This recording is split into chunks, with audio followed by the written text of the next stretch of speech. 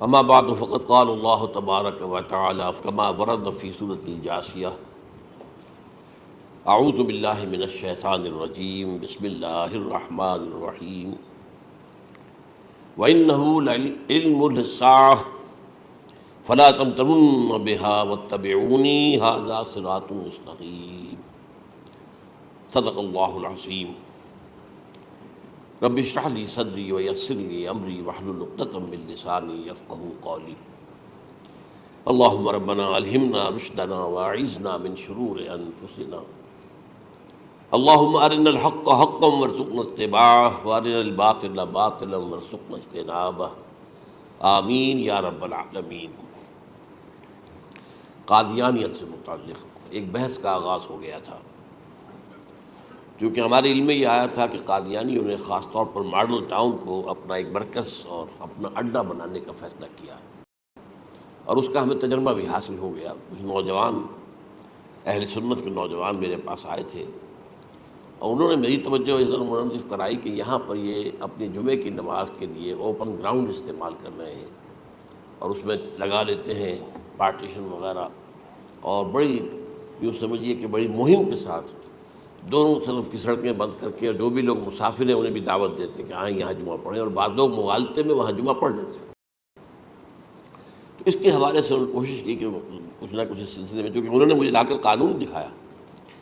پاکستان میں جو قانون نافذ ہے وہ یہ ہے، چاہے یہ کہ وہ نافذ نہیں ہے بالفعل، لیکن ہے قانون کی کتاب میں تو موجود ہے کہ قادیانی اپنے کوئی جو بھی ان کے نزدیک بھی ان کے مذہبی شاعر ہیں، ان کو مسلمانوں کی شکل میں برملا علی الاعلان ادا نہیں کر سکتے، کیونکہ وہ تو دھوکہ دہی بات ہو گئی کہ لوگ سمجھیں گے یہ مسلمان ہی ہیں۔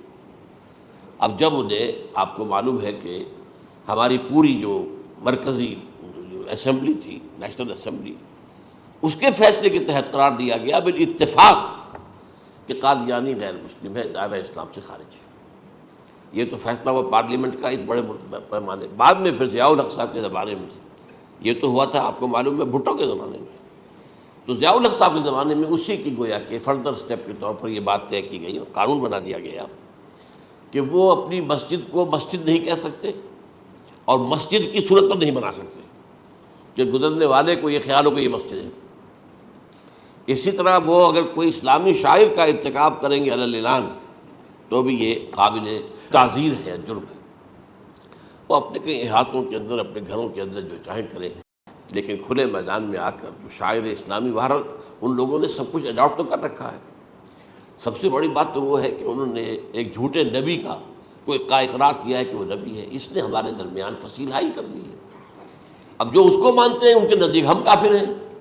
آپ کو معلوم ہے کہ یہ میں بیان کر چکا ہوں کہ حالانکہ قائد اعظم کا کتنا بڑا احسان تھا کہ چودھری ظفر اللہ خان کو انہوں نے فارن منسٹر بنایا پاکستان کا، لیکن جب ان کا انتقال ہوا ہے قائد اعظم کا تو اس کی جنازے کی نماز میں شریک نہیں ہوا، اس شخص موجود رہا۔ جو دوسرے ممالک کے سفراء آئے ہوئے تھے، ظاہر بات ہے وہ مسلمان تو نہیں تھے، کوئی عیسائی تھے یا کوئی اور تھے، ہندو تھے، بدھ تھے، جو بھی تھے۔ اب چونکہ قائد اعظم کا انتقال تھا ایک مملکت کے صدر کا، تو وہ لوگ سبھی موجود تھے، لیکن ظاہر ہے کہ وہ نماز میں شریک نہیں ہوئے، وہ مسلمان تو نہیں تھے۔ ان کے ساتھ کھڑا رہا یہ شخص۔ اس نے یہ بات، اور جب اس سے پوچھا گیا کہ تم شریک کیوں نہیں ہو تو اس نے کہا دیکھو بھائی، مجھے یا تو مسلمان سلطنت کا کافر وزیر سمجھ لو یا کافر سلطنت کا مسلمان وزیر سمجھ لو۔ میرے نزدیک یہ کافر سلطنت ہے، میں اس کا مسلمان وزیر ہوں کیونکہ میں قادیانی ہوں۔ اب تمہارے نزدیک یہ اسلامی مملکت ہے تو میں کافر ہوں، پھر میں اس کی نماز کیسے پڑھوں؟ تو بہرحال ان چیزوں کی وجہ سے جو دھوکہ دینے والا معاملہ ہو گیا، ورنہ کوئی اور لوگ ہوں یہاں پہ، ہمیں ان سے تعارض نہیں ہے۔ عیسائی بھی ہیں، اپنی تبلیغ کرتے ہیں، کوئی خلاف ان کے رد عمل نہیں ہوتا، الا یہ کہ کہیں یہ واقعہ پیش آ جائے یا کوئی یعنی خام خواہ کو شوشہ کوئی شرارتی لوگ اٹھا دیں کہ انہوں نے قرآن کی یہ جو ہے بے حرمتی کی ہے، تو یہ تو پھر تحقیق سے معلوم ہو سکتا ہے کہ واقعہ تو کی تھی کہ نہیں کی تھی۔ لیکن ایک وقت میں جو اس پر تو ان کا احتجاج ہوتا ہے، لیکن یہ کہ ان کے جو ہے چرچ ہے، ان کی ساری اور تبلیغ ان کی ہو رہی ہے اور بڑھ بھی رہی ہے تعداد ان کی، لیکن اس کے خلاف کوئی رد عمل تو ہمارے یہاں نہیں۔ تو یہ ہے اصل میں وہ بات۔ تو اس پر جو گفتگو شروع ہوئی تھی، میں آج اس کی تکمیل کرنے جا رہا ہوں۔ حضرت عیسیٰ علیہ السلام کی دوبارہ آمد کا تعلق ہے، اس کے ضمن میں قرآن مجید میں جو نص قطعی ہے، وہ نص قطعی یہ ہے، اِنَّهُ لَعِلْمٌ لِلسَّاعَةِ، فلا تمترن بها، حضرت عیسیٰ کا ذکر ہوا ہے سورہ جاثیہ میں، اور وہاں فرمایا گیا ہے کہ یہ عیسیٰ کا دوبارہ آنا قیامت کی علامت ہوگا، یعنی کہ اب قیامت بالکل قریب آ گئی ہے۔ انہ لعلم للساعہ، علم حاصل ہوگا ان کی دوبارہ آمد پر کہ اب قیامت جو ہے وہ سر پر آ گئی ہے۔ اچھا، اس کے ایک اور جو ہے ذرا بالواسطہ دلائل جو قرآن مجید میں آئے ہیں، ایک ان میں سے یہ ہے کہ سورہ آل عمران میں جہاں حضرت مریم کو بشارت دے رہا تھا فرشتہ کہ آپ کے ہاں ایک بیٹا ہوگا، وہ بڑی حیران تھی کہ میرے ہاں کیسے بیٹا ہو جائے گا، ماں کن تو بغیہ، میں تو کوئی بدکار عورت تو نہیں ہوں، نہ میری کوئی شادی ہوئی ہے ابھی۔ تو اس میں جو باتیں بیان کی تھی فرشتے نے، وہ جو بیٹا ہوگا اس کی کیا شان ہوگی، اس میں یہ الفاظ بھی آتے ہیں وَيُكَلِّمُ النَّاسَ فِي الْمَهْدِ وَكَهْلًا، وہ باتیں کرے گا، لوگوں سے گفتگو کرے گا جبکہ وہ پنگھوڑے میں ہوگا، بچہ ہوگا، گود میں ہوگا، اور کہل کے وقت، کہل کہتے ہیں جب آدمی عمر میں جو ہے 40-45 کا کسی بھی اوپر ہو جائے، آپ پہلے طفل کہتے ہیں پھر جوان کہتے ہیں، عربی زبان میں شاب کا لفظ آتا ہے، بہت جوان، بڑی اچھی صحت میں ہے، اس کے بعد پھر ظاہر بات ہے ڈھلوان شروع ہوتی ہے، یہ کہل ہے۔ جب بڑھاپے کے آثار شروع ہوتے ہیں، بال سفید ہونے شروع ہوتے ہیں، تو یہ کہل، قبول۔ اب سوال یہ ہے اس گھوڑے میں بات کر دیں، یہ تو معجزہ ہے، لہٰذا اس کا ذکر یہاں پر مناسب ہے۔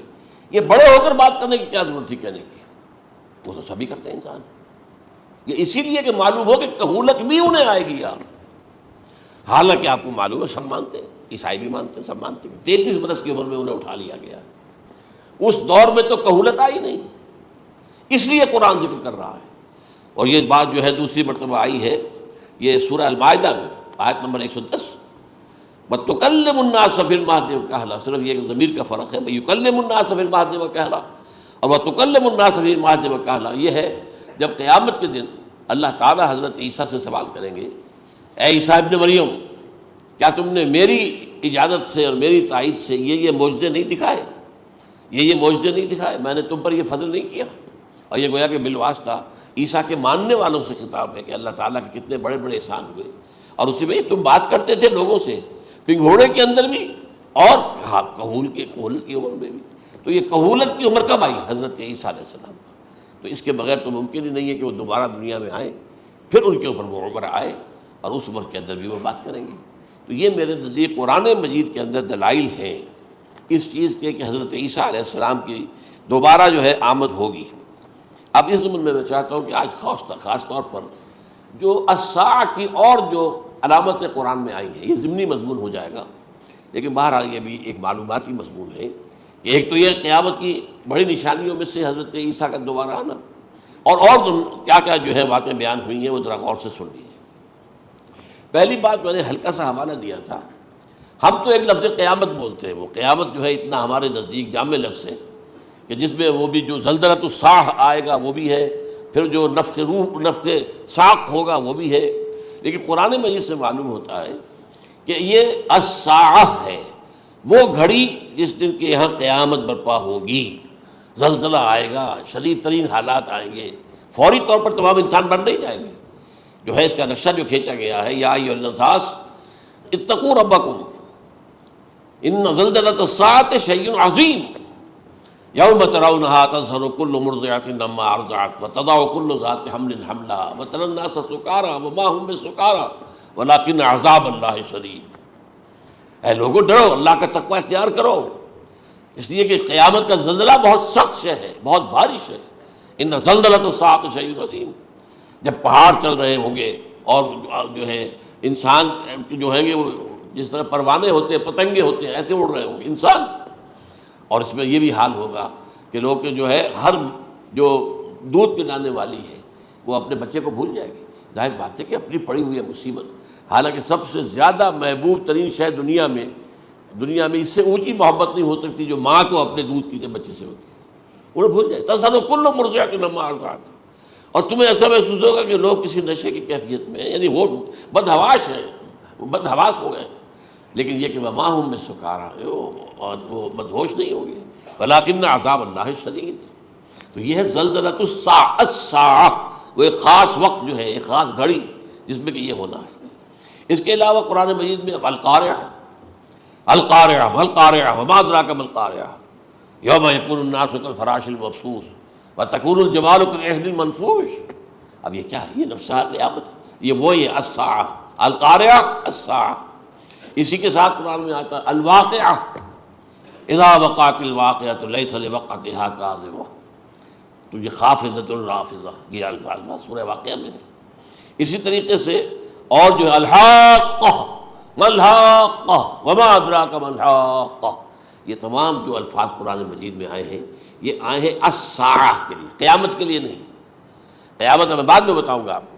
چنانچہ 3 نفخے ہیں جو قرآن سے ثابت، نفخ فی الصور، اور اس نفخ فی الصور کا یہ عالم ہوگا یوم ینفخ فی الصور ففزع من فی السماوات ومن فی الارض الا من شاء اللہ، جس دن پھونکا جائے گا سور میں، اور اس وقت صورتحال یہ ہو جائے گی کہ جو بھی آسمانوں میں ہے زمین میں ہے سخت پریشانی اور سخت پشیمانی اور ایک طرح کی مرعوبیت اور خائف ہو کر رہ جائیں گے، الا ان کے کہ جن کو اللہ چاہے، اس کے کوئی ملائکہ مقربین ہوں گے۔ من فی السماوات ومن فی الارض ہے، اس کے ساتھ یہ کہہ دیا گیا ہے، لیکن یہ باقی پورے لوگوں کے اوپر، پوری مخلوقات کے اوپر ایک جو ہے گھبراہٹ کی کیفیت طاری ہو جائے گی۔ تو یہ ہے پہلا فضا۔ دوسرا فضا کیا ہے؟ فضا صعق، صعق کہتے ہیں آدمی کا بے ہوش ہو جانا۔ یہ دوسری مرتبہ جب سور پھونکا جائے گا، وَنُفِخَ فِي الصُّورِ فَصَعِقَ مَن فِي السَّمَاوَاتِ وَمَن فِي الْأَرْضِ إِلَّا مَا شَاءَ اللَّهُ، یہ ہے کہ اس کے بعد وہ سب کے اوپر موت طاری ہو جائے گی۔ یہ دوسرے سور پھونکے جانے کے بعد ہے۔ پھر ثُمَّ نُفِخَ فِيهِ أُخْرَى، پھر ایک مرتبہ اور پھونک ماری جائے گی، یہ تیسرا ہو رہا ہے۔ فَإِذَا هُمْ قِيَامٌ يَنظُرُونَ، تو اچانک سب کے سب کھڑے ہوں گے اللہ کی طرف دیکھتے ہوئے۔ اب یہ جو ہے یہ ہے یوم القیامہ، قام یقوم قیامتاً، کھڑا ہونا، کیونکہ اس دن یوم یقوم الناس لرب العالمین، جس دن کے تمام انسان جو ہے کھڑے ہو جائیں گے اپنے رب کے حضور میں، جس کا نقشہ کھینچا گیا ہے اذا دکت الارض دکا دکا وجاء ربک والملک صفا صفا۔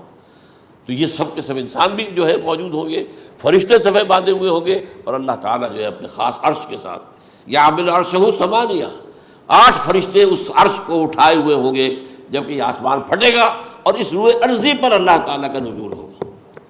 یہ جو ہے ہمارا یوم القیامہ یہاں ہے، یوم القیامہ ہی میں جو فیصلے ہونے یہاں ہونے، قصہ زمین برسر زمین، جو نیکیاں تم نے یہاں کمائی ہیں یا جو بدیاں تم نے یہاں جن کا ارتکاب کیا کا فیصلہ یہاں ہوگا۔ اس کے بعد واللہ عالم کچھ اور بھی چیزیں ہیں، لیکن یہ کہ وہ سب عام طور پر لوگوں کے علم میں نہیں ہے۔ میں نہیں چاہتا کہ خام خواہ کسی نئی بات سے کوئی جو ہے ذہنوں کے اندر کوئی ایک تشکیک پیدا ہو جائے، شبہات پیدا ہو جائے، لیکن یہ چیزیں جو میں نے آپ سے عرض کی یہ از قرآن ثابت ہے، اسی زمین پر اترنا ہے۔ وجاء ربک والملک صفا صفا، یہ سب کے سب آئیں گے، اور ملائکہ، اور اس کے علاوہ جو ہے دوسرے مقامات پر جس کا نقشہ کھینچا گیا ہے سورۃ الحاقہ کے اندر ہے، اللہ کا عرش جو ہے 8 فرشتے اٹھائے ہوئے نیچے اتریں گے۔ تو یہ تمام چیزیں قرآن مجید میں مذکور ہیں، اور یوم القیامہ یہی ہوگا، لیکن وہ ہے یوم القیامہ، ہم قیامت کہتے ہیں اس کو جس کو قرآن کہتا ہے الساعہ، الزلزلہ، الحاقہ، القارعہ، الواقعہ۔ یہ ہے در حقیقت جو پہلا معاملہ ہے کہ اس کے اندر جو ہے فضا ہو جائے گا۔ اب دیکھیے جو علامات قیامت احادیث میں آئی ہیں وہ میں آج آپ کو سنا رہا ہوں۔ ان کو 2 حصوں میں تقسیم کیا جاتا ہے، علامات صغریٰ، علامات کبریٰ۔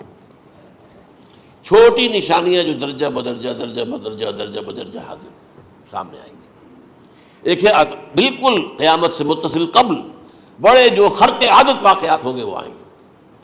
اچھا، پہلی چیز کے سلسلے میں حضرت انس رضی اللہ تعالیٰ عنہ سے یہ مروی ہے، اور یہ حدیث متفق علیہ ہے۔ پہلی علامت حضور نے بیان کی قیامت کی علامات میں سے، اب میں لفظ قیامت اسی معنی میں بول رہا ہوں جس میں کہ ہم عام طور پر بولتے ہیں۔ آپ نے فرمایا علم اٹھا لیا جائے گا، جہالت کا دورہ ہوگا۔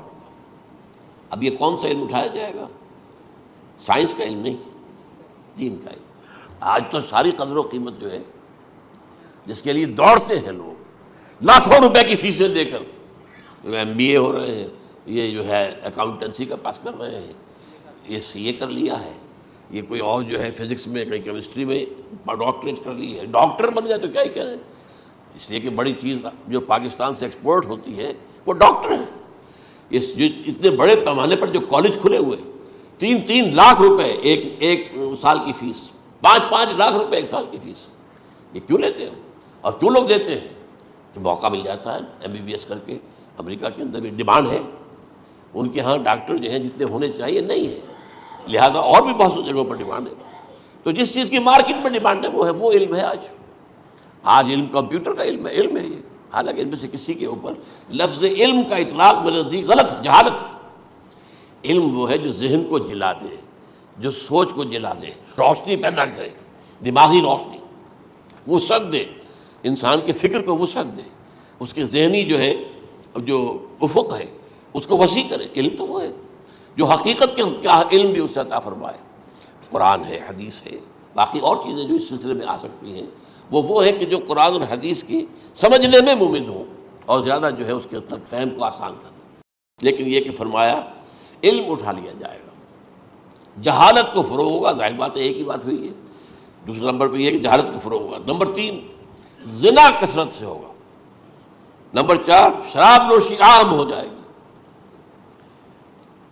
نمبر 5 عورتوں کی تعداد بہت زیادہ ہو جائے گی، مردوں کی تعداد کم ہو جائے گی، یہاں تک کہ 50 عورتوں کا خیر خبر کرنے والا، کوئی نگرانی کرنے والا، وہ ایک مرد۔ اچھا، یہ تو ہے ایک حدیث جو میں نے آپ کو بیان کر دی، متفق علیہ، یہ بخاری اور مسلم دونوں میں۔ دوسری حدیث بخاری کی ہے، اس کو حضرت ابو ہریرہ رضی اللہ تعالیٰ عنہ نے روایت فرمایا ہے، قیامت آئے گی جب امانت ضائع ہو جائے گی۔ آج ہمارے ہاں امانت کے ضائع ہونے کا جو نقشہ ہے شاید پوری دنیا میں کہیں اور نہیں۔ جس طرح کے غبن یہاں ہوتے ہیں، جس طرح کک بیکس جو ہے وہ لیے جاتے ہیں، اس غریب یعنی قوم غریب ہے لیکن یہاں وہ امیر بہت بڑے بڑے لوگ ہیں، وہ تو دنیا بھر کے ٹاپ کے امیروں کے اندر ان کا شمار ہو جائے گا، لیکن یہ کہ یہ سب امیر کیسے بنے؟ غبن بلین ڈالرز کا، اب تو اس سے کم کی تو بات ہی نہیں ہوتی۔ فلاں نے اتنے بلین جو ہے پیسے اپنا جو ہے قرضہ معاف کرا لیا۔ بھائی کس نے کیا، کون کرتا ہے معاف؟ یہ کسی کے باپ کی جاگیر ہے؟ یہ پیسہ بینک کے اندر حکومت کا ہے کہ حکومت کو اختیار ہو کے وہ رائٹ آف کر دے ان کے جو ہے ان کی جائیدادیں کرو ضبط۔ لیکن ہوتا کیا ہے، بینک آفیسر بے ایمان ہے، وہ کہتا تھا 1 کروڑ کا قرضہ لے جاؤ، 10 لاکھ مجھے دے جاؤ، چاہے تم میرے پاس کوئی ڈاکومنٹ جو ہے ایسے نہیں دے سکتے، حالانکہ ہونا چاہیے۔ اتنا بڑا قرضہ لے رہے ہو تو ڈاکومنٹس یہاں پر ہمارے سامنے لاؤ کہ اگر تم نہ دے سکو تو ہم ان ڈاکومنٹس کے ذریعے سے تمہاری جائیداد، تمہاری کوئی جاگیر، تمہاری کوئی اور چیز اس کو قبضہ کریں۔ جب وہ وقت آتا ہے دیکھتے ہو تو یہ ڈاکومنٹس ہی فیک ہیں۔ اللہ نہ خرچ، کیا کرے گا کوئی؟ بینک کا باپ بھی واپس نہیں لے سکتا۔ اور یہ سب کس کی بے ایمانی ہے؟ وہ جو بیٹھا ہوا بینک مینیجر، سارا سودا اس کے مابین ہوتا ہے کہ 1 کروڑ ہے نا، 10 لاکھ مجھے 90 تم لے جاؤ، باقی یہ کہ ٹھیک ہے میں تمہاری جو ڈاکومنٹس تم پیش کر رہے ہو کوئی اعتراض نہیں کرتا، بس لاؤ۔ اور نمبر 2 حکومت نااہلوں کے سپرد ہو جائے گی۔ یہ ہے امام بخاری کی روایت کردہ روایت جو حضرت ابو ہریرہ سے۔ مسلم شریف میں ابو ہریرہ رضی اللہ تعالیٰ عنہ سے ایک اور روایت ہے، مال عام ہو جائے گا یہاں تک کہ زکوٰۃ قبول کرنے والا کوئی نہ ہوگا۔ یہ بات وہ ہے جو آج سعودی عرب اور UAE کے اندر آپ کثرت سے دیکھ سکتے ہیں۔ دولت جو ہے وہ ریل پیل، ابھی تھوڑا سا آیا ہے معاملہ خاص طور پر دبئی میں، کیونکہ وہاں بہت زیادہ کنسٹرکشن ہو رہی تھی، تو پوری دنیا میں آپ کو معلوم ہے کہ جو ریئل اسٹیٹ کہلاتا ہے اس کا حال بہت پتلا ہے، لیکن وہاں پہ دولت ریل پیل ہے ہر جگہ پر۔ اور سب سے اہم متفق علیہ روایت، متفق علیہ کیا، وہ تو حضرت عمر سے بھی مروی ہے، ابن عمر سے بھی مروی ہے، ابن عباس سے بھی مروی ہے، ابو ہریرہ سے بھی مروی ہے، عبداللہ ابن مسعود سے بھی مروی ہے رضی اللہ تعالیٰ عنہ اجمعین۔ اور یہ وہ حدیث ہے جسے کہا جائے حدیث جبرائیل، جسے ام السنہ بھی کہا گیا۔ اس میں جو آخری سوال کیا حضرت جبرائیل نے حضور سے، چوتھا، پہلا یہ تھا کہ اسلام کیا ہے مجھے بتائیے، ایمان کیا ہے، اس کی حقیقت کیا ہے یہ مجھے بتائیے، تیسرا احسان کیا ہے یہ بتائیے، چوتھا یہ کہ قیامت کے بارے میں بتائیے کب ہوگی۔ حضور نے فرمایا کہ اس کے بارے میں جس سے سوال کیا جا رہا ہے وہ اس سے زیادہ نہیں جانتا جو کہ سوال کر رہا ہے۔ اس کے کئی مفہوم ہو سکتے ہیں کہ بہرحال یا تو حضرت، چونکہ بعد میں معلوم ہوا کہ حضور نے پہچانا نہیں کہ یہ جبرائیل ہے، بلکہ جب سوال جواب ہو کر وہ چلا گیا شخص تو اچانک حضور کے ساتھ ذرا ردو ہو ہی لیا، ذرا بلانا اس کو دوبارہ لانا۔ اب جو دیکھا کہ یہ وجود ہی نہیں اس کا، آسمان نے اس کو چکھ لیا، زمین نے نگل لیا، کیا ہوا ہے؟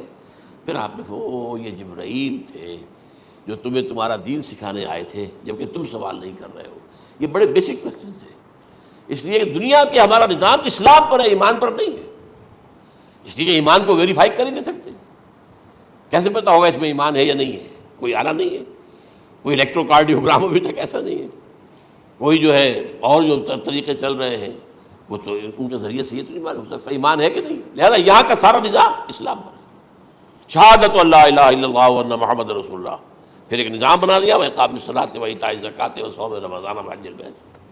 اس میں بھی یہ ہے کہ اگر کوئی نماز کو نہیں مانتا تو کافر ہوگا، لیکن نماز پڑھتا نہیں ہے تو کافر نہیں ہے، فاسق ہے، فاجر ہے، گناہ گار ہے، کمزور مسلمان ہے۔ اس طرح زکوٰۃ کا منکر ہو جائے گا تو وہ کافر ہوگا، لیکن زکوٰۃ دے نہیں رہا ہے تو یہ گویا کہ گناہ گاری ہے، کمزوری ہے۔ تو اس حوالے سے نوٹ کر لیجئے کہ یہاں کا دنیا کا سارا اسلامی نظام اور سارا کانسٹیٹیوشنل اور لیگل سسٹم جو ہے اسلام کا، وہ اقرار باللسان پر ہے۔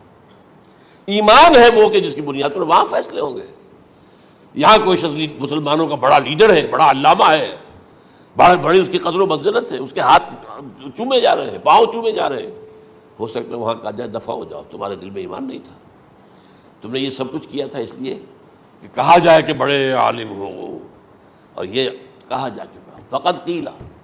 اب یہاں کچھ نہیں ہے تمہارے پاس، پھر فرشتوں کو حکم ہوگا کہ اس کو گھسیٹتے ہوئے جہنم میں ڈال دیں۔ تین باتیں بیان کی آپ نے، یہی حشر اس کا ہوگا مالدار کا۔ اللہ پوچھے گا میں نے تمہیں بہت مال دیا، تم نے کیا کیا؟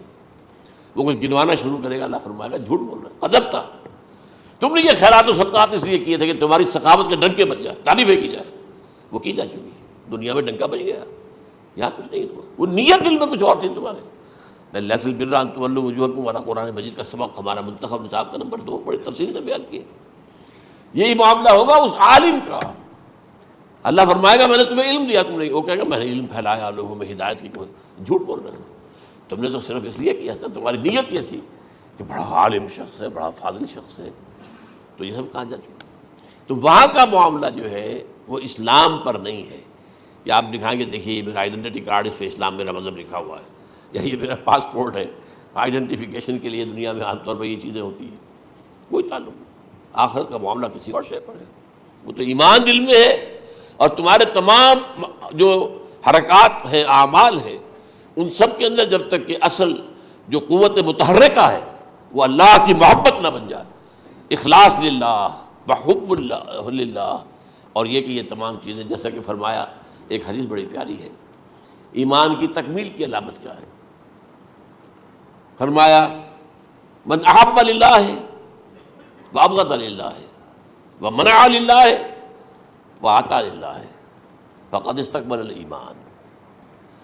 جس شخص کے نے محبت جس سے بھی کی، اللہ کے لیے کی، اپنے مفادات کے لیے نہیں، رشتہ داری کی بنیاد پر نہیں، محبت اوپر ہو جائے، رشتہ دار کا حق ہے 2، بیوی کے حقوق ہیں 2، لیکن محبت یہ اللہ کے لیے ہو کہ فلاں شخص سے مجھے محبت اللہ کے لیے، اور اگر نفرت رکھی تو اللہ کی وجہ سے رکھی، اس لیے رکھی کہ وہ اللہ کے دین سے دور ہے، وہ اللہ کے راستے پر نہیں آ رہا ہے، وہ فسق و فجور کی جو ہے زندگی کو آ رہا ہے۔ اس میں بھی یہ ہے کہ یہ نہیں ہے تعلق قطع کر لو، تعلق قطع کرو گے تو تبلیغ اور اصلاح کا موقع کہاں رہے گا، لیکن دلی محبت نہیں ہوگی اس میں۔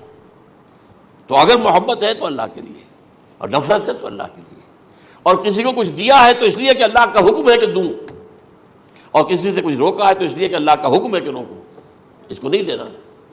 فقد استکمل الایمان، تو اس شخص نے ایمان کی تکمیل کر لی۔ یہ ہے اصل جو ڈیسائیڈنگ فیکٹر ہے، وہ یہ ہے۔ اور اس ایمان کی پہلی علامت کیا ہے؟ کیسے معلوم ہو میرے اندر ایمان ہے؟ پہلی علامت، سب سے کم تر درجے کا ایمان، اس میں فرمایا گیا اذا اساءت کا سیئۃ وحسنت کا حسنۃ فانت مومن، اگر کوئی اچھا کام کر کے خوشی ہو اور کوئی برا کام ہو جائے تو ملامت ہو، یہ کیا کر بیٹھا ہے، یہ میں نے کیا کیا ہے، یہ مجھے نہیں کرنا چاہیے تھا، یہ اگر احساس ہے نیکی اور بدی کا تو تمہارے اندر ایمان ہے۔ یہ ایمان ہے ادنا درجے کا، اور وہ ایمان محب للہ ہے، وابغض للہ ہے، وآطا للہ ہے، ومنع للہ ہے، فقد استکمل الایمان۔ اچھا، یہ جو متفق علیہ حدیث ہے جو حضرت جبرائیل کی ہے، اس میں پھر انہوں نے کہا کہ اچھا اگر آپ مجھے یہ کب ہوگی قیامت نہیں بتا سکتے تو اس کی کچھ علامتیں بتائیے. یہ بڑی عظیم کیونکہ یہ تو تمام احادیث کے اندر میں نے عرض کیا نا کہ سب سے زیادہ صحابہ سے منقول ہے. اور آپ نے فرمایا کہ جب لونڈی اپنی مالکہ کو جنے گی اور تم دیکھو گے کہ ننگے بدن ننگے پیر بھوکے ننگے بھیڑوں اور بکریوں کو چرانے والے اونچی سے اونچی عمارتیں بنانے میں ایک دوسرے کا مقابلہ کریں گے. اذا تلد الامۃ ربتہا، کیا بات ہے، یہ خاص الفاظ کیوں کہے گئے؟ اولاد والدین کے سامنے دب کر رہتی تھی، کبھی سینہ تان کر بات نہیں کرتے تھے. ٹھیک ہے، کوئی بات آپ مان نہیں سکتے، ابا جان یہ بات تو میں نہیں کر سکتا. یا فرض کیجئے کہ وہ آپ کو کسی نیکی سے روک رہے ہیں، کہ دینی کام سے روک رہے ہیں، ابا جان یہ تو میں نہیں کروں گا، یہ تو دین کا فرض ہے. یہ کہیں آپ، اور ڈٹ کر کہیں اور جمیں اس پر، لیکن یہ کہ کوئی سرکشی کا انداز نہ ہو. ایسا نہ ہو کہ اپنے جناب سینے کو تان کر کے کھڑے ہو جائے، میں نہیں کروں گا، یہ نہیں، یہ غلط ہو جائے. اچھا، اولاد میں بیٹی جو ہوتی تھی وہ زیادہ سبارڈینیٹ، سبمسیو، بات ماننے والی، کہیں بھی سر اونچا نہ کرنے والی. اور آخری دور میں کیا ہوگا، بیٹیوں سے مائیں ڈریں گی، انہیں ٹوک نہیں سکتی کسی بات پر، پتہ نہیں کیا بک دے گی، کیا بکواس کر دے. یہ تو ہمارے ہاں ہو گیا ہے، باہر کیا ہے تو آپ یہ بھی نہیں پوچھ سکتے. آپ کی 13 برس کی لڑکی آئی ہے رات کو 1 بجے، نہیں پوچھ سکتے کہاں رہی ہو، یہ رات کہاں گزاری، پوچھ ہی نہیں سکتے. یہ پوچھنا بھی جرم ہے. اپنے چھوٹے بچے کو آپ نے تھپڑ مار دیا، تہذیب ہے، سکھانا ہے، غلط کام کیا ہے، اس کی سرزنش ہو رہی ہے، فوراً وہ اگر ایک فون کر دے گا پولیس آئے گی، بچے کو لے جائے گی، اسے لا کر کہیں اور جو ہے ڈپازٹ کرے گی اور آپ پر مقدمہ چلے گا، آپ کو اس کی سزا بھگتنی ہوگی. ظاہر بات ہے کہ پھر وہاں سرکشی کا کیا عالم ہوگا. پھر اولاد کہاں سر جھکائے گی، کس درجے میں جھکائے گی، اس کی تربیت عثمانی میں ہوئی نہیں. تو ان تلد الامۃ ربتہا، گویا کہ ماں بیٹی کے نزدیک ماں جو ہے وہ ایسی ہو جائے گی جیسے لونڈی. گویا کہ لونڈی نے ایک اپنی مالکہ کو جنم دیا ہے، بیٹی مالکہ بن جائے گی اور ماں جو ہے لونڈی بن جائے گی. اور دولت کی ریل پیل کا ادھر تاجکان، یہ جو بھوکے ننگے اور مفلس، کیا حال تھا 100 برس پہلے، انہیں کھانے کو کچھ نہیں ملتا تھا. یہ مشرقی ساحل پر تھے، یہ سوائے یہ کہ مچھلیاں پکڑ لی، اللہ خیر وہ کھا لی، یا کہیں ان کو بیچ دیا، کوئی بنڈی لگ جاتی تھی وہاں، اور کیا تھا. اور مغربی ساحل پہ کیا ہوتا تھا، ساری ان کی معیشت حج کے گرد گھومتی تھی. حاجی آئے ہیں، خریداریاں کر رہے ہیں، اور آپ کو معلوم ہے پوری دنیا سے مال پہلے بھی پہنچتا تھا وہاں. آپ کو جو ہے ہر ملک کے ہر کونے کا پھل وہاں مل جائے گا آج بھی. اور وہاں پر یہ ہے کہ سب سے بڑی بدوؤں کے لیے سب سے بڑی بات کیا تھی، قربانی کا گوشت. اسے وہ سکھاتے تھے، سخت چمڑے کر کے کھاتے تھے. یہ ان کا حل تھا. آج جا کر دیکھیے نئے شہر بن رہے ہیں، امریکنز کو کانٹریکٹ دیے جا رہے ہیں، بالکل ماڈرن شہر بنا دو. ایک ایبسلیوٹلی ماڈرن شہر جو ہے وہ جو مشرقی ساحل کے اوپر جو پہلے سے آرام کو سٹی ہے، امریکن سٹی ہو، اس کے اندر کوئی سعودی بھی داخل نہیں ہو سکتا سوائے جس کے پاس اس سٹی کی طرف سے لائسنس نہ ہو. اور اس کی 4 دیواری کے اندر، 4 دیواری کیا فصیل کے اندر کہی ہے، جو چاہو کرو، کوئی تم پر پابندی نہیں. ننگے نہاؤ، تالاب ہے نہا رہے، ننگی عورتیں ننگی مردیں نہا رہے، کوئی پوچھنے والا نہیں. اب اسی قسم کا ایک سٹی آباد ہونا جا رہا ہے مغربی ساحل پر، جدہ اور ینبوع کے درمیان. اور اس میں اصل میں جتنی بھی دولت ہے جو پیٹرول کی ہے وہ وہیں پر رکھ لی جاتی ہے امریکہ کے اندر، تاکہ امریکہ جو ہے ایسے ایسے پروجیکٹ بنا کر جب تمہیں دے گا تو اس میں سے پیسے لے گا، وہ نہیں ملتی ان کو واپس. بہرحال یہ تو میں نے ایک جگہ آپ سے ذکر بھی کیا تھا، دی کنفیشنز آف این اکنامک ہٹ مین. وہ کنفیشنز کی بات جو ہے اگر آپ میں سے کسی کو دلچسپی ہو تو اسے پڑھیں کہ کس طریقے سے 1973 کے آئل امبارگو کے بعد جو شاہ فیصل شہید کے زمانے میں ہوا تھا، پھر جس طریقے سے امریکہ نے ان تمام ممالک کو جکڑ لیا ہے، اس کا پورا جو پروسیس کیا تھا وہ سامنے آتا ہے. پر اس کے بعد آتا ہے علامات کبریٰ کا ذکر، بڑی علامتیں جو کہ بالکل خرق عادت کے انداز میں ہوگی، جن کا معاملہ جو ہے وہ آپ کے ناپ تول میں نہیں آ سکتا، آپ کی کیمسٹری فزکس اس کا جو ہے وہ نہیں کر سکتی، ادراک ہوگا یہ قیامت کی. ان میں نمبر 1 کیا ہے، ایک بہت بڑا دھواں آئے گا، پوری دنیا کو لپیٹے گا. نمبر 2 دجال کا ظہور ہوگا. جو اپنی خدائی کا دعویٰ لے کر آئے گا اور بنوائے گا، اس کے ہاتھ میں ہو جائیں گے، قبضے میں ہو جائیں گے سارے ذرائع پیداوار کے، اس کی طرف بھی پہلا قدم اٹھ چکا ہو، ٹرپس کے نام سے معاہدہ ہو چکا ہے۔ کوئی ملک اپنا بیج پیدا نہیں کر سکتا، یہ بیج ہم نے ڈیولپ کیے ہیں، ان کے ڈیولپمنٹ سے پہلے تم ایک ایکڑ سے کتنی گندم لیتے تھے، آج کتنی لے رہے ہو؟ کس بنا پر؟ جینیٹکس کا جو کام ہم نے کیا ہے اس کی بنا پر ہو رہا۔ ہاں تو ہمارا حق ہے، اس کی رائلٹی ہمارے پاس آنی چاہیے۔ لہذا صرف ان اداروں سے، ملٹی نیشنل سے خریدا جائے گا بیج، اور بیج بھی وہ دیں گے وہ کہ جس سے جو فصل اگے گی وہ بیج نہیں لا سکتی، وہ بیج کا کام نہیں کر سکتی۔ جیسے آپ کو معلوم ہے کہ آپ کے یہاں جو گوشت کھایا جاتا ہے مرغے کا، تو مرغا وہ جو ہے، اس میں مرغا ہو یا مرغی ہو، اس کے اندر کوئی وہ کیفیت ہی نہیں ہے۔ ان کے انڈے جو ہے ان سے آپ بچے حاصل نہیں کر سکتے، ہے تو انڈا، دیکھنے کو تو انڈا ہے، لیکن وہ بنڈا جو ہے اس سے بچہ تو نہیں حاصل کر سکتے۔ ایسے ہی وہ گندم کا بیج دیں گے، نظر آئے گی گندم، لیکن اس کے اندر وہ صلاحیت نہیں ہے کہ اس سے جو فصل اگے گی اس کا نتیجہ جو ہے وہ بھی آپ لے سکیں۔ یہ ہونا ہے، اللہ جانے، قدم اٹھ رہے ہیں ادھر۔ پھر یہ ہے کہ دابۃ الارض، زمین سے ایک حیوان نمودار ہوگا، زمین شق ہوگی۔ ابھی میں کہہ رہا ہوں خرق عادت ہے، یہ چیزیں وہ نہیں ہیں جو ہماری کسی حساب کتاب میں جو باتیں پہلے آئی ہیں وہ تو حساب کتاب میں آ رہی ہیں، ساری سمجھ میں آ رہی ہیں، ساری چیزیں مشاہدہ ان کا ہو رہا ہے۔ لیکن یہ ہے کہ دابۃ الارض، یہ کہتے ہیں کہ کوہ صفا، اس میں تو نہیں ہے حدیث میں، کوہ صفا پھٹے گا اور اس میں سے ایک حیوان دابہ وہ ظاہر ہوگا، تو اسی لیے فرمایا ہے وَإِذَا وَقَعَ الْقَوْلُ عَلَيْهِمْ أَخْرَجْنَا لَهُمْ دَابَّةً مِّنَ الْأَرْضِ تُكَلِّمُهُمْ، تو ہم اندر سے پیٹ کے چیر کر زمین کے پیٹ کو ایک حیوان کو برآمد کریں گے جو انسانوں سے بات کرے گا، گفتگو کرے گا۔ نمبر 4، طلوع الشمس من المغرب، یہ بھی خرق عادت، سورج تو طلوع ہوتا ہے مشرق سے، غروب ہوتا ہے مغرب میں، لیکن اس وقت معاملہ الٹا ہو جائے گا۔ یعنی جو کائنات کے اندر جو گڑبڑ ہوگی کچھ سمجھ میں بات آتی ہے کہ یہ معاملہ جو ہے، یہ تو اس پورے سولر سسٹم کو اگر بدل دیتے ہیں تو مشرق مغرب ہو جانا، مغرب مشرق ہو جانا، یہ سمجھ میں آنے والی بات ہے۔ اس کے بعد ہے عیسیٰ ابن مریم کا نزول، جس کے بارے میں آج میں نے گفتگو کی ہے تفصیل سے۔ یہ نزول ہونا ہے، یہ علامات قیامت میں سے حضور نے بیان فرمایا ہے، اور قرآن مجید کی جو اصطلاحات ہیں اس کے حوالے سے میں نص قطعی جو ہے وہ میں آپ کے سامنے رکھ چکا ہوں۔ پھر یاجوج ماجوج کا ایک معاملہ ہے، یہ میں ابھی اس وقت زیادہ اس پر بات نہیں کر سکتا۔ حضرت عیسیٰ علیہ السلام کے نزول کے بعد دو کام ہوں گے،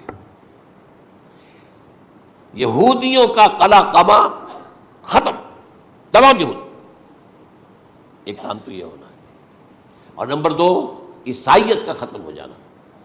عیسائیت کی نفی کر دیں گے، بھائی میں تم مجھے خدا کا بیٹا بنائے بیٹھے ہو، میں تم خدا کا بیٹا نہیں ہوں، میں تو اس کا بندہ ہوں، رسول ہوں، میں نے تم سے کب کہا تھا کہ مجھے خدا کا بیٹا بناؤ۔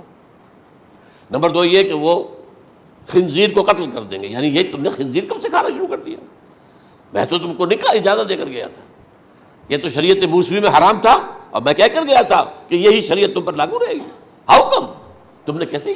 آج بھی بہت سے رومن کیتھولکس جو ہے وہ سور نہیں کھاتے، وہ اس میں ہے ان کے اندر کچھ نہ کچھ بات جو ہے جو حضرت عیسیٰ کی تعلیمات کا کچھ اثر ان کے ہاں ہے۔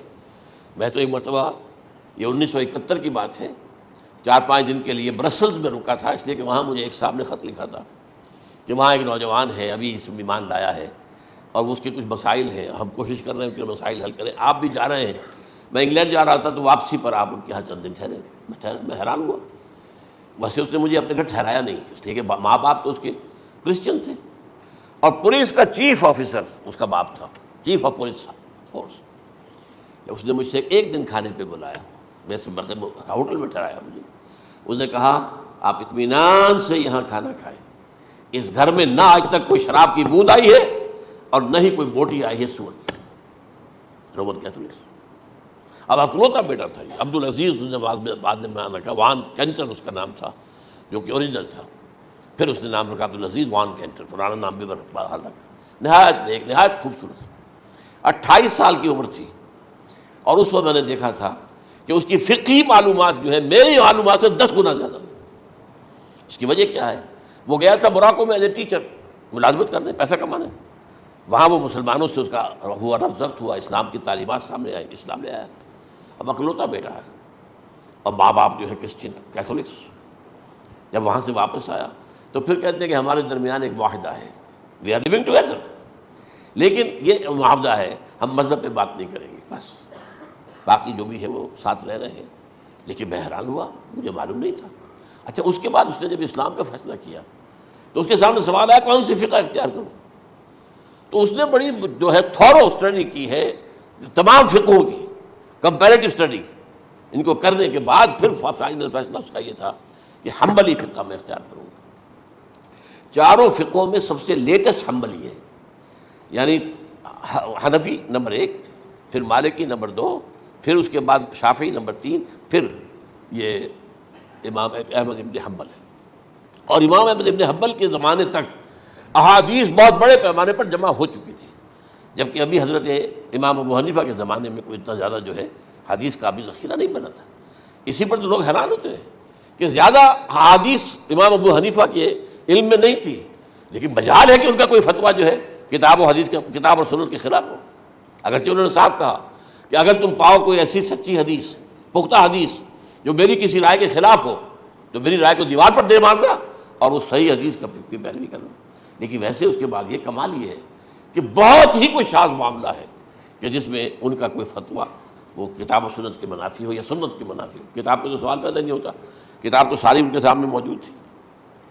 اس کے بعد یہ ہے کہ یاجوج ماجوج جیسے میں بتا رہا تھا آپ کو کہ جب عیسائیت بھی ختم ہو گئی، یہود ویسے ختم ہو گئے، استیصال ہو گیا، جڑ کٹ گئی. اب عیسائیت گویا کہ اسلام میں ضم ہو گئی. عیسائیت مذہب ختم، یہودی خود ختم. اب یہ طاقت کتنی ہو جائے گی؟ تقریباً 2/3 دنیا آ گئی. تمام اب عیسائی 2 ارب کے قریب ہے، 1 ارب 90 کروڑ ہو گئے، یا مسلمان بھی 1 کروڑ 50-60 لاکھ ہیں. دونوں کو جوڑ لیجیے کتنے ہو گئے؟ 6 ارب کل آبادی ہے. لیکن اس کے بعد آتا ہے یاجوج ماجوج کا خروج. یہ یاجوج ماجوج میرے نزدیک چائنا اور رشیا ہے. ان کی مجموعی طاقت اتنی ہوگی اور یہ اس طرح آئیں گے ہر اونچائی پر سے اترتے ہوئے، پھسلتے ہوئے. جیسے 1962 میں جب وار ہوئی تھی بٹوین چائنا اینڈ انڈیا 1962 میں، تو وہ اس وقت کا نقشہ مجھے آج بھی اخبارات میں پڑھتا تھا تو یاد، waves after waves of Chinese soldiers were coming down the slopes of Himalayas. یہ تو وہ ہے نا جن کی تعداد کا کوئی حساب نہیں ہے. اور رشیا اور یہ مل کر جو ہے، میرا اندازہ یہ ہے کہ جب پہلے ملحمۃ العظمیٰ ہوگی وہ عیسائیوں اور مسلمانوں کے درمیان، اس وقت یہ دونوں پاورز نیوٹرل رہیں گی. لیکن غالباً یہ بات طے کر لیں گی کہ ویپنز آف ورلڈ جو ہے ماس ڈسٹرکشن، یہ استعمال مت کرنا. اگر یہ ویپنز آف ماس ڈسٹرکشن استعمال کرو گے تو ہم میدان میں آ جائیں گے. اس میں وہ جنگ جب ہو چکے گی، پھر حضرت عیسیٰ کو فتح حاصل ہو جائے گی، اور پھر یہ کہ یہودیت ختم ہو جائے گی، عیسائیت بطور مذہب ختم ہو کر اسلام میں ضم ہو جائے گا. پھر وہ 40 برس کا عہد حکومت ہے حضرت عیسیٰ علیہ السلام. لیکن جب یہ فتح ہو جائے گی ان پر، اب یاجوج ماجوج آئیں گے اور اتنی تعداد میں آئیں گے کہ بحیرہ طبریہ جو ہے اس کا سارا پانی پی جائیں گے. یہ تو اگر آپ کو کبھی اندازہ ہو یا کوئی آپ جانیں ان لوگوں کو جو ان چینیوں سے واقف ہیں، وہ کہتے ہیں زمین پر ہلتی ہوئی کوئی چیزوں سے وہ چھوڑی چھوڑ کھا جائیں گے. جہاں وہ جاتے ہیں ایز اے لیبرر، وہاں کے جو سارے کتے ہیں ختم، ساری بلیاں ختم، ہر شے، وہ جو سانپ کھاتے ہیں، ہر چیز کھاتے ہیں. اور یہ تمام ایسٹرن کنٹریز کے اندر ہوتا ہے. بڑی ڈیلیشس ڈشز ہیں یہ سانپ وغیرہ وغیرہ. اور یہ جس طرح کھا جائے، پانی پی جائے، ایک قطرہ نہیں رہے گا اس پر. تو پھر جو ہے اللہ تعالیٰ اس وقت جو ہے اس میں ایک ایسی بیماری پیدا کرے گا کہ یہ سب مر جائے. یہ معجزے سے ہوگا. یعنی ان کے اوپر فتح جو ہے وہ عام لڑائی کے ذریعے سے نہیں ہوگی، بلکہ اس کے اوپر فتح جو ہوگی وہ اللہ تعالیٰ سے ہوگی. ایک بیماری پیدا ہوگی، سب مر جائے گا. اور اس کے بعد اللہ تعالیٰ ایسے پرندے بھیجے گا بڑی لمبی لمبی گردنوں والے، وہ ان سب کو کھا جائیں گے. جیسے ہمارے یہاں گدھ ہوتے ہیں وہ ان کو صاف کر دیں گے. ورنہ تو یہ ہے کہ پوری دنیا کے اندر جو بدبو اور جو پیدا ہوتا معاملہ اس سے، تو اس نوع انسانی کی بقا ممکن نہیں تھی. ان کے خاتمے کے بعد پھر یہ ہوگا کہ حکومت اسلامی جو ہے پوری دنیا میں حضرت مسیح علیہ السلام کی ہوگی. 45 برس وہ رہیں گے. اسی میں وہ کہلن بھی آ جائے گا، وہ فی المہد و کہلن جو میں نے شروع میں بیان کیا تھا. اسی میں پھر یہ ہے کہ وہ شادی بھی کریں گے، ان کی اولاد بھی ہوگی. اور پھر ان کا انتقال ہوگا تو حضرت حضور صلی اللہ علیہ وسلم کے حجرے میں، وہیں پر جہاں حضور اور ابو بکر اور عمر رضی اللہ تعالیٰ عنہم دفن ہیں، وہیں پہ ان کو دفن کیا جائے گا. اور قیامت کے دن حضور فرماتے ہیں کہ میں اور یہ تینوں ساتھ نکلیں گے. تو یہ ہے حالات و واقعات. بہرحال اس میں یہ ہے کہ یہ نوٹ کر لیجئے کہ جہاں تک ہمارے ہاں آج کل کا معاملہ ہے، میرے نزدیک میں یہ کہنے پر مجبور ہوں، جو رفع و نزول مسیح کو نہیں مانتا وہ کم سے کم منکر حدیث ضرور ہے. میں اس سے کم کا فتویٰ نہیں دے سکتا. اب یہ ہے کہ جو لوگ مہدی کو نہیں مانتے ان کا معاملہ میں مختلف سمجھتا ہوں. چند منٹ لے رہا ہوں آپ کے اور اس لیے کہ ان کی حدیثیں صحیحین میں نہیں ہیں، بخاری مسلم میں نہیں. اور یہ کہ بہرحال ان کا معاملہ جو ہے وہ ایسا نہیں ہے حضرت عیسیٰ کا.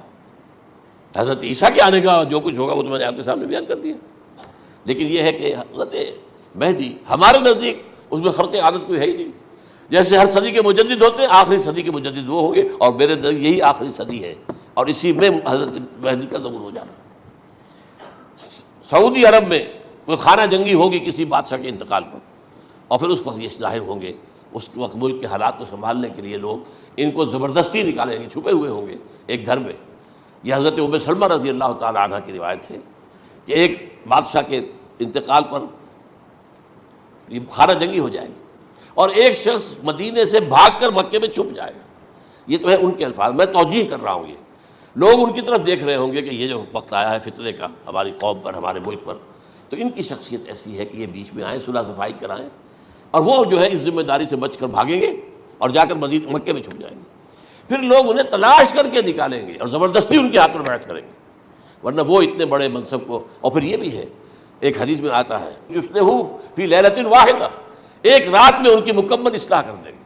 یعنی اگر کوئی تھوڑا بہت نقص اور عیب کوئی ہوا بھی، کوئی کمی کوتاہی ہوئی بھی، تو اللہ تعالیٰ ایک رات میں اصلاح کروا دیں گے. لیکن ہمارے نزدیک اس قدر کوئی خرق عادت ہے ہی نہیں. البتہ جو کہتے ہیں اہل تشیع، وہ خرق عادت ہے کہ ان کے 12ویں امام جو ہے وہ بچپن ہی کے اندر اس خوف سے کہ جو بنو عباس بادشاہ ہیں وہ ان کو قتل کر دیں گے، تو وہ ایک غار میں چھپا دیے گئے. اب وہ 1200 برس سے اس غار کے اندر چھپے ہوئے، اور اس کے بعد وہ ظاہر ہوں گے، وہ امام مہدی ہوں گے. اس میں خرق عادت ہے. لیکن میں یہ کہتا ہوں کہ محض خرق عادت کی بنیاد پر ہم اس کی نفی نہیں کریں گے. کیوں؟ کیا ہم یہ نہیں مانتے کہ اصحاب کہف 300 برس تک سوئے رہے؟ یہ کیا عام بات ہے؟ حضرت عزیر علیہ السلام اللہ نے انہیں موت دی، موت، اور 100 برس کے بعد زندہ کر کے اٹھا لیا. تو خرق عادت حضرت عیسیٰ کو ہم اتنا بڑا خرق عادت مانتے ہیں کہ اٹھا کر آسمان پر، تیسرے آسمان کے اوپر ہیں، موجود ہیں، اب بھی ہیں. شب معراج میں تیسرے آسمان پر حضور کی ملاقات ان سے ہوئی. تو یہ خرق عادت کی بنیاد پر نفی نہیں ہم کرتے. ہو سکتا ہے، لیکن یہ کہ اس کے لیے ہمارے پاس کوئی دلیل نہیں، کوئی احادیث نہیں، کچھ نہیں، اس لیے ہم اس کو نہیں مانتے. البتہ خود وجود جو ہے حضرت مہدی کا وہ کوئی عجیب بات نہیں ہے. وہ تو جیسے پہلے بھی آئے ہیں ہمارے مجددین، ایسے مجدد ہوں گے اور دین کو تازہ کر دیں گے. ایک صحیح اسلامی ریاست جو ہے وہ عرب میں قائم ہو جائے گی دوبارہ. حضور نے فرمایا وہ عدل اور انصاف سے عرب کو اسی طرح بھر دے گا جیسے کہ وہ اس سے پہلے ظلم اور جور اور زیادتیوں کے اس سے بھری ہوئی ہوگی. تو یہ کام ہوگا، یہ تو مجدد کا کام ہوتا ہی ہے اس حوالے سے. لیکن بہرحال میں نے پھر بھی کہا کہ اگر احادیث کی کمزوری کی وجہ سے کہ صحیح عین میں نہیں ہے، اگر کوئی شخص انکار کرے تو مجھے کوئی اعتراض نہیں ہے، ٹھیک ہے. لیکن جو حضرت عیسیٰ کے نفع سماوی اور حضرت عیسیٰ کے نزول کا انکار کرتا ہے وہ کم سے کم، میں انہیں اور آگے کوئی فتویٰ نہیں دیتا کہ وہ کافر ہو گئے یا یہ ہو گئے یا وہ ہو گئے، لیکن منکر حدیث کے لائن میں تو وہ لازماً کھڑے ہو گئے، کیونکہ اتنی واضح اور پکی حدیثیں ہیں حضرت مسیح کے نزول کی، اور علامات قیامت میں جس طرح ان کا ذکر آتا ہے کہ اس سے انکار جو ہے وہ جب تک آپ پوری حدیث کے ذخیرے کا انکار نہ کریں اس وقت تک ممکن نہیں ہے.